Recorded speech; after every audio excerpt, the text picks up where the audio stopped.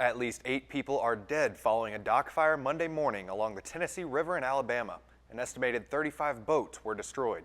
The Scottsboro Fire Chief confirmed the 8 deaths and said that number could go up because we don't know how many were on the boats. The fire was reported shortly after midnight at a covered dock in Jackson County Park, which is home to numerous houseboats.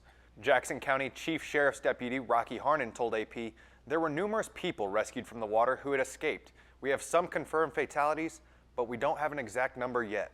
7 people have been hospitalized for burns and potential hypothermia, but they are reportedly in stable condition. A witness said most of the boats that burned had people living in them year-round, and officials are still searching for victims. Dive teams are expected to search the waters since numerous boats drifted away from the dock and then sank. The cause of the fire is under investigation.